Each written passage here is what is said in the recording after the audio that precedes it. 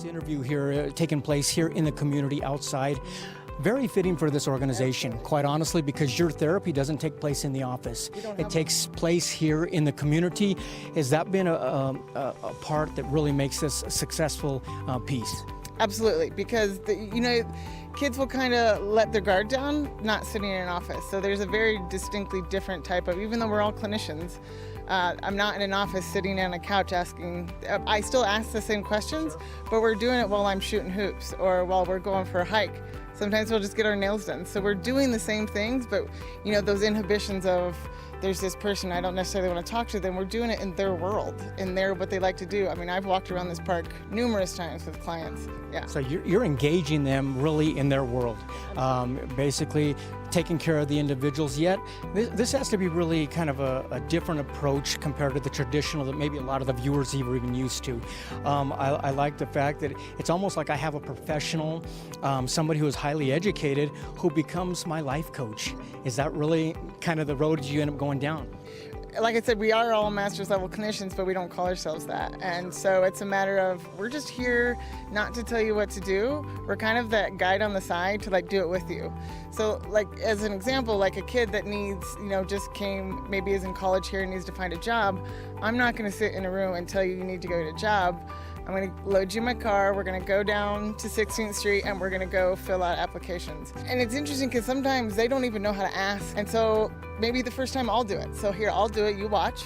I'll go to the manager and ask for, an application and then that kind of stuff. And so it's really in the moment coaching that, all the logistics. I mean, I've taught people how to do laundry, so you do it all. Not only are you working with the family, because obviously they're affected, but the way I see you speak about some of the clients as kids, you become family.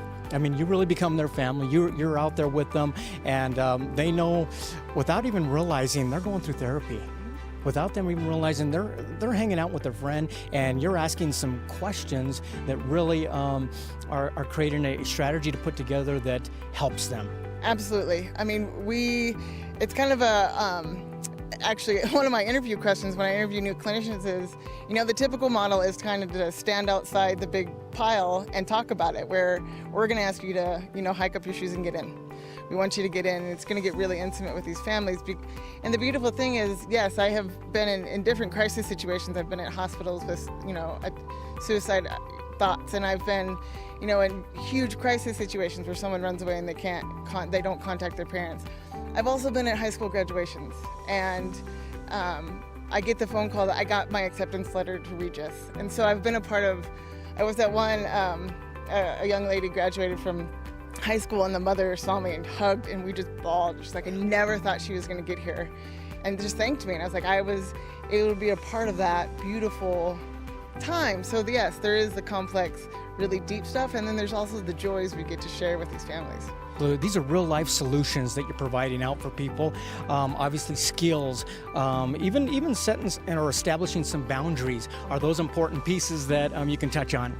Absolutely. I mean, our parent coaches do a lot of work on establishing those in the home. So the parents having those boundaries with kids. Kids can then also, how do you have boundaries with your peers, with maybe a romantic relationship. Boundaries in all sorts of different scenarios. And usually, if the kid is still at home, that's where it starts. But some of our kids are in college, and so their parents are maybe in another state. So those are, what are the boundaries you have? What do you think you need? How can you establish that with friends and that kind of stuff, yeah.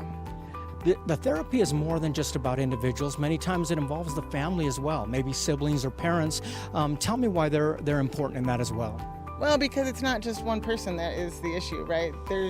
It's a systemic thing. And so, especially if the kid is living at home, the parents are with them 24/7. We only see them a couple hours a week. And so there's always a dynamic that everybody's involved in. And so we want to get all the players involved. That's why the parents have their own clinician. And then we want to make sure that we do, at least monthly family meetings to all come together and talk as well.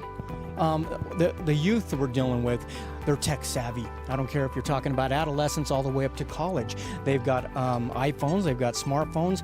Are you able to utilize that technology and stay in contact with them, be it cell phones, texting, or what have you? Absolutely. So all of our kids, I call them kids, I know some of them are in their 20s, but they all have our cell phone numbers. And that is purposeful so that, if something happens, we would, that shoot us a text or give us a call in the heat of the moment. Maybe we can help coach in the moment. Maybe we can help them step back, especially even the family system. If that family is in their big stuff, like they have two people, they can go to their corners and call us. And so we absolutely use I had to go to an unlimited text service because I was always going over.